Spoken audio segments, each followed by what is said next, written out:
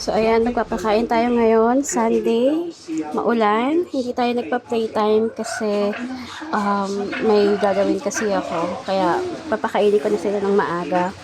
Saka kagigising ko lang, 2 days. 2 days ako walang tulog. So, medyo nakabawi naman. Ang ulam nila ngayon ay ito. Atay ng baboy. Pero, ayan, mainit pa yan. Pero, ang ano nila, ang ginawa ko dyan, ayan, inano ko yung ginrate ko siya para maging pino. Tapos, ihahalo ko ngayon sa kanilang dog food. Tapos, may sobra ako ditong part para sa pang, ano nila, pang treats mamaya. So, bago ako malis, ibibigay ko sa kanila to. At hatiin ko syempre.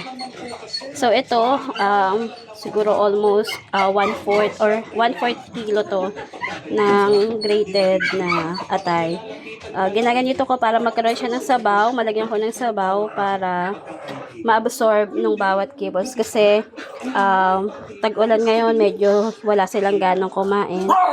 So, para makaubos pa rin sila, bumili ako ng atay ng baboy kahapon nung nag-groceries kami. So, speaking of groceries, ayan, may stocks na naman sila. Puro, halos kanila yung iba dyan. Kukunti lang yung sa akin. Kasi hindi naman ako makain dito. Doon ako makain sa nanay ko. So, puro kanila yan. Mga supplies lang yung sa akin. Like sa mga personal na gamit. Pero, the rest, para sa kanila.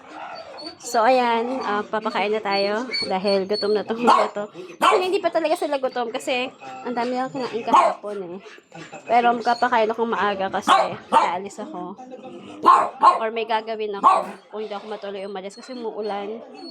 Ang lakas ng ulan. So, keep safe everyone. Hindi ko na-videohan yung pagpapakain sa kanila. Pero pwede ko rin yatang videohan tong paglalagay ng... Okay, lagyan na natin. Yan. So, ayan. Nakikinig pala ako ng misa. Kung maririnig nyo yung background.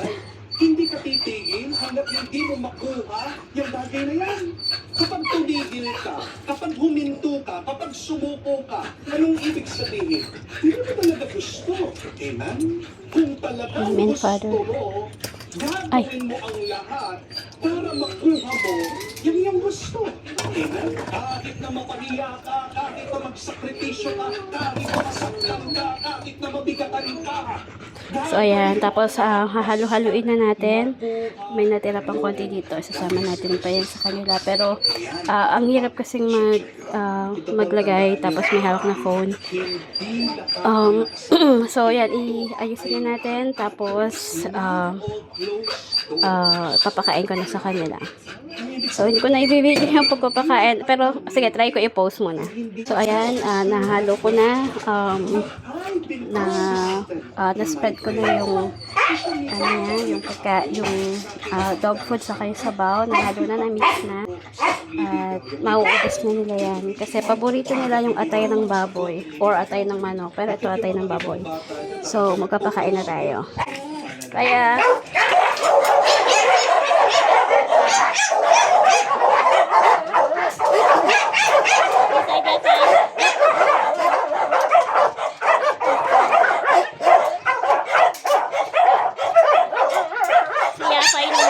aawayin niya to kapag nauna to.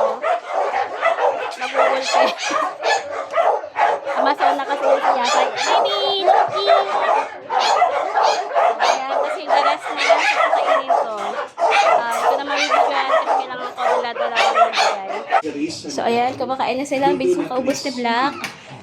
Ayan, kumakain na lahat. Tapos si Bulinggit.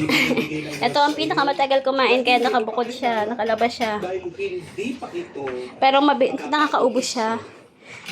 Mas hindi pa nga nakakaubos si Yafa kasi mabilis mabusog si Yafa. Pero yan, kumain na sila. Medyo hinihingal ako kasi nagmamadali ako eh. Sige, yun lang mga kaboloncho. Ingat kayo at napakalakas pa rin ng ulan. So, God bless.